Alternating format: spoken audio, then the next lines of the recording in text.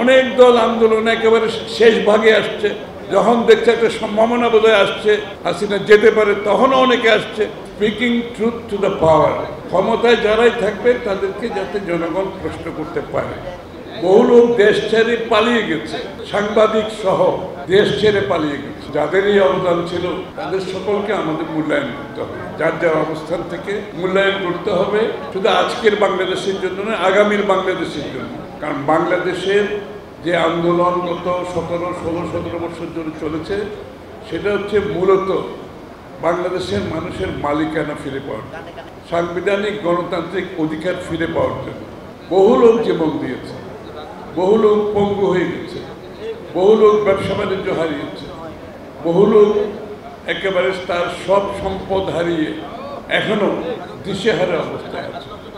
বহু লোক দেশ ছেড়ে পালিয়ে গেছে, সাংবাদিক সহ দেশ ছেড়ে পালিয়ে গেছে, দেশে থাকতে পারেনি। এই সকলে মিলেই আজকে এই সফলতা আমরা অর্জন করতে পেরেছি। হাজার হাজার লোক যেদিন শেখ হাসিনা পালিয়ে যায়, তারেক বলতেছিল যেদিন শেখ হাসিনা পালিয়ে যায় সেদিনও আমাদের সাথে কেরানীগঞ্জের জেলের 10,000 নেতাকর্মী ছিল। 10,000, ওই 10,000-এর মধ্যে প্রায় 9,500 হচ্ছে বিএনপির নেতাকর্মী এবং বাকি অন্যান্য দলের নেতাকর্মীরা ছিল।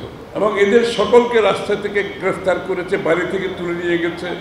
এদের ভূমিকা দেখে দেখে, ভিডিও ক্লিপ দেখে দেখে এদেরকে তুলে নেওয়া হয়েছে।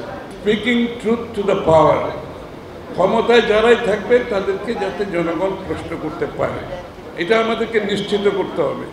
সেটা গণমাধ্যম হোক, সেটা সুশীল সমাজ হোক, সেটা প্রেসার গ্রুপ হোক, সেটা একাডেমিকরা হোক, যারাই হোক, বিদেশে যারা বসবাস করছে তাদেরও অধিকার আছে। সুতরাং আমাদেরকে সেই ধারা, সেই স্বাধীনতা, সেই মুক্ত চিন্তার বাংলাদেশ গড়ে তুলতে হবে নিশ্চিতভাবে। এর থেকে বেরিয়ে আসার কোনো সুযোগ নেই। এই আন্দোলনে আমরা কেউ কৃতিত্ব নেওয়ার কোনো প্রয়োজন নেই। আমি বারবার একটা কথা বলে আসছি যে এই আন্দোলনে সকলের, সমস্ত বাংলাদেশের মানুষের ঐক্যবদ্ধ প্রচেষ্টার ফলাফল।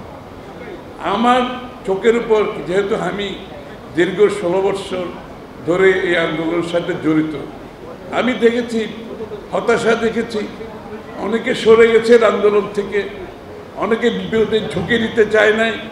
অনেক দল আন্দোলনে একেবারে শেষ ভাগে আসছে, এর আগে তারা ঝুঁকি নিতে, যখন দেখছে একটা সম্ভাবনা বোধহয় আসছে হাসিনা যেতে পারে, তখনও অনেকে আসছে।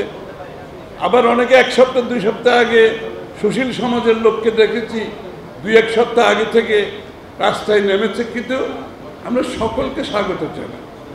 এমনকি যে একদিন আগেও রাস্তায় নেমেছে তাকেও স্বাগত জানাই, তারও তো একটা অবদান আছে। তাই বলে আবার সব দলের একই চিন্তা, একই ভাবনা, একই দর্শন থাকবে, যেটা অনেকে বলা বলি করছে, এটা কোনো প্রয়োজন নেই। এটা গণতন্ত্র। গণতন্ত্রের অর্থ হলো প্রত্যেকটি দলের নিজস্ব দর্শন আছে, ভাবনা আছে, চিন্তা আছে, তাদের ভবিষ্যৎ কর্মপন্থা আছে।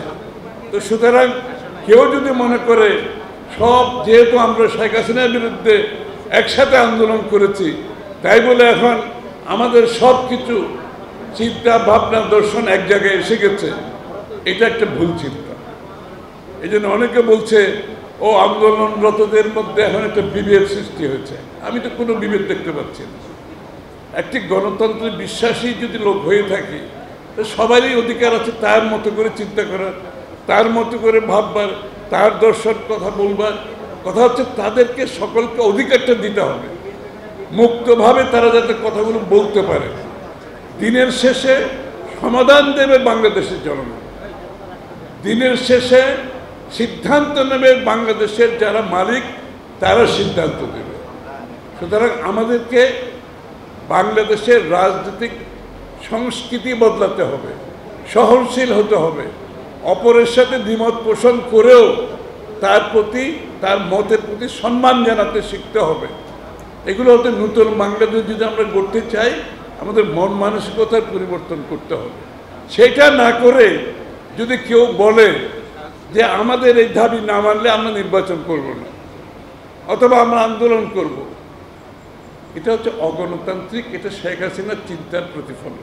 নির্বাচনে যান, আপনার যা বলার আপনি জনগণকে গিয়ে বলেন, জনগণের ম্যান্ডেট নেন, নিয়ে সংসদে এসে তর্ক বিতর্ক করেন, আপনার যে ভাবনা চিন্তা সেটা বাস্তবায়নের চেষ্টা করেন।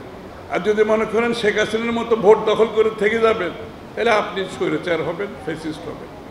এই জন্য গণতান্ত্রিক প্রক্রিয়া যত তাড়াতাড়ি আমরা যেতে পারি, নির্বাচনী প্রক্রিয়া অব্যাহত রাখতে পারি। এটা হচ্ছে কারেকশন প্রসেস, এটা হচ্ছে ফিল্টারেশন প্রসেস। এই প্রসেসের মাধ্যমে জনগণের চিন্তার প্রতিফলন হয়। আর দ্বিতীয় কোনো পন্থা নাই।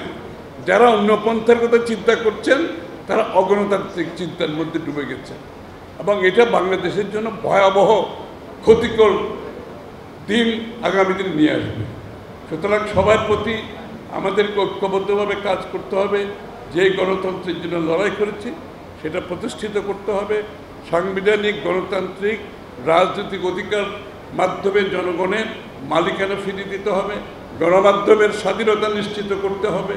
বাংলাদেশের প্রতিষ্ঠানগুলো জনগণের জন্য যাতে সার্ভ করে, রাজনৈতিকভাবে যাতে পরিচালিত না হয়, এগুলোতে আমাদের মানতে হবে। এবং বাংলাদেশের একটা কথা বলি আমি, শুধু রাজনীতিতে গণতন্ত্র আনলে চলবে না, আপনি অর্থনীতিকে গণতন্ত্রায়ন করতে হবে।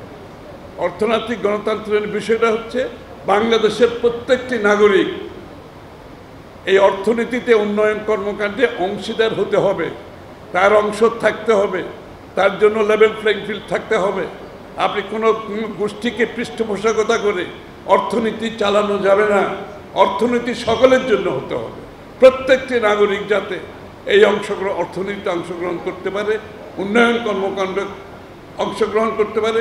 যে জন্য বিএনপির আরেকটা স্লোগান হচ্ছে অর্থনীতিকে গণতন্ত্রায়ন করা, অর্থনীতিকে গণতন্ত্রায়ন করা, যেটার মাধ্যমে সকলে লেভেল প্লেইং ফিল্ড, সকলে জিয়া রহমান সাহেব যেটা করে গেছে।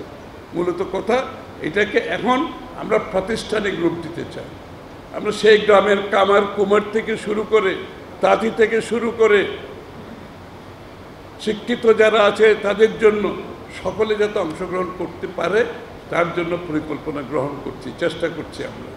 এবং সকলে মহিলাদের জন্য, মহিলাদের যদি অর্থনৈতিক কর্মকাণ্ডে আমরা অংশগ্রহণ করাতে না পারি, এমনকি যারা রিটায়ার করেছে 60-65 বছর বয়সে, তাদের তো কাজ করার ক্ষমতা আছে। আমার তো 65 বছর পার হয়ে গেছে বহু আগে, আমি কাজ করছি না। এই লোকগুলোকে কাজে লাগাতে হবে, তার জন্য আমরা পরিকল্পনা করছি।